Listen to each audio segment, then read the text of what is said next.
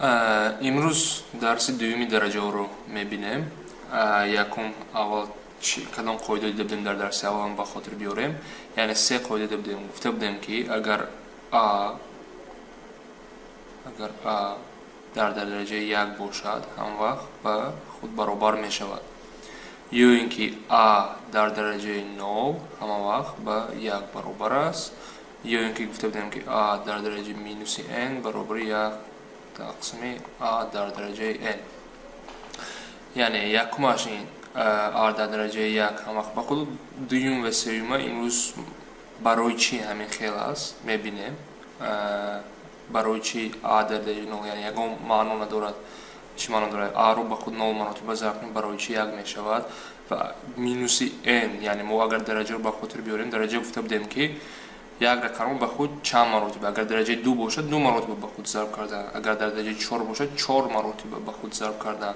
лекин 0 ва минуси 1 ягон маъно надоранд ва ба инҳо имрӯз мо аз рӯи қоидаҳо, аз рӯи саволҳо маъно медиҳем. барои чӣ 0 ба 1 ва барои чӣ минуси n ба 1 тақсими а дар дараҷаи n баробар мебошад.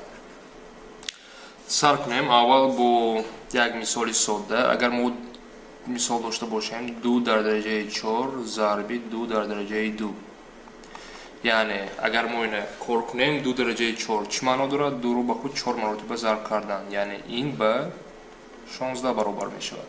зарби 2 дараҷаи 2 4. агар мо инҳоро зарб кунем ба чанд? 64 баробар аст. ё ин ки дигар хел нигоҳ кунем, агар ин якум ифода 2ро ба худ 4 маротиба зарб кунем мегӯяд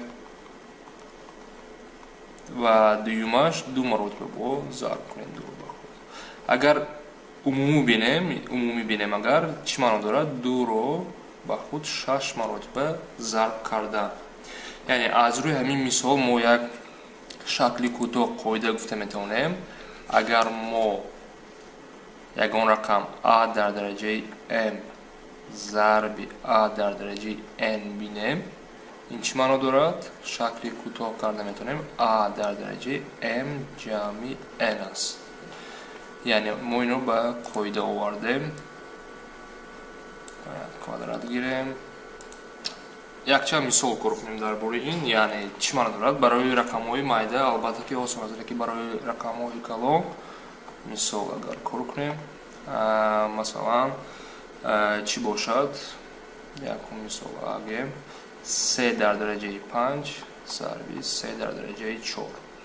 яъне мо инро ба 3ро ба худ пай маротиба зарб карда ва баъд 3ро ба худ 4 зарб кунем, ин як рақами калон мешавад, лекин шакли кӯтоҳ намешавем. яъне натиҷаи ҳамин мисол ба 3 дар дараҷаи 9 баробар мешавад. яъне мо чӣ кор кардем? 3 дар дараҷаи 5 ҷамъи 4, яъне 3 дар дараҷаи 9 мешавад. ё ин ки бо қати 10 гирем 10 дар дараҷаи 5 зарби 10 дар дараҷаи 6 гирем, яъне 100,000 зарби 1 миллион ба чӣ баробар аст? шакли кӯтоҳ карда ҳамон рақамро навишта метавонем, яъне ин ба 10 дар дараҷаи 11 баробар мешавад. бо якчанд мисол агар бо ҳарфҳо равем, бо ҳарфҳо d дар дараҷаи 2 зарби d дар дараҷаи 7. яъне d қати ҳарф гирифтем дар дараҷаи 2, 7 чӣ кор мекунем? ҷамъ мекунем. 2 ҷамъи 7, яъне ба d дар дараҷаи 9 баробар мешавад. ва як саволи охирон кор кардем. ба фикрам фаҳмо аст. қайда бо як савол кор кунем. масалан гирем ки k дар дараҷаи 8 зарби k дар дараҷаи 4. яъне чӣ кор мекунем? бояд диққат кунем. k як хел аст, баъд дараҷаҳоро ҷамъ карда метавонем, яъне k ба 12 баробар мешавад. яъне ба як чӣ бояд диққат кунем, қоидаҳо кай истифода бурда метавонем. масалан гӯем ки 2 дар дараҷаи 3 зарби 3 дар дараҷаи 5, яъне ин баробар нест ба 6 дараҷаи 8, ё ин ки ба 2 дараҷаи 8, ё ин ки ба 3 дар дараҷаи 8. ва инҳо баробар нест. یعنی اینها باید اساس یخخела бошад. баъд шумо ин қоидаро истифода бурда метавонед. агар асос яххел нашавад, ин қоида истифода бурда наметавонед. давом кунем. дуюм қоида бинем. аз рӯи тақсимот равем. бо қати як мисол сар мекунем. масалан гӯем ки 2 дар дараҷаи 4 тақсими 2 дар дараҷаи 2. яъне боз 2 дараҷаи 4 чӣ гуфта будем? 16. 2 дараҷаи 2 4. яъне ин ба чӣ баробар мешавад? ба 4 баробар мешавад. ёем ки аз рӯи маънои дараҷа равем. 2 дараҷаи 2-ро ба худ 4 маротиба зарб кардан дар кор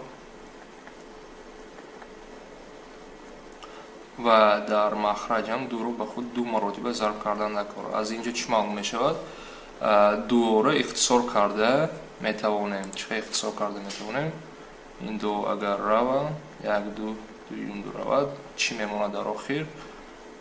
2 зарби 2 4 ва 1. яъне аз рӯи ҳамин мисол ва дигар мисолҳо мо шакли кӯтоҳ вақте ки тақсим дошта бошем шакли кӯтоҳ навишта метавонем. бо ҳарфҳо агар ба формула табдил кунем чӣ мешавад? а дар дараҷаи m тақсими a дар дараҷаи n. мо метавонем дараҷаҳоро таҳр кунем. m минуси n. аз рӯи ҳамин мисол ҳам бинем. агар 2 дараҷаи 4 буд 2 дараҷаи 2, яъне ҷавоби мо 4 шуд. яъне 2 дараҷаи 2 4-ро аз 2 таҳр кардем. ин қоида ҳам ба як квадрат гирем ва якчанд мисол кор кунем. мисол бинем. бо мисолҳои пешна, яъне k дараҷаи 8 тақсими k дараҷаи 6. ин ба чӣ баробар мешавад? яъне k 8 тарҳи 6 яъне ба k квадрат баробар мебошад. ё ин ки қати рақам кор кунем. 10 дар дараҷаи 8 тақсими 10 дар дараҷаи 5 гӯем. ба чӣ баробар мешавад? асосҳо яххеланд, яъне дараҷаҳоро тарк карда метавонем. яъне ин ба 10 дараҷаи 3. акнун биёем ба a дараҷаи 0 барои чӣ 1 мебошад? аз рӯи ҳамин қоида аст. яъне агар мо биёем ки 5 дар дараҷаи 3 тақсими 5 дараҷаи 3. аз рӯи тақсим равем як рақам ба худ ҳамун рақам тақсим шавад ба 1 баробар мешавад. ҳамин нест?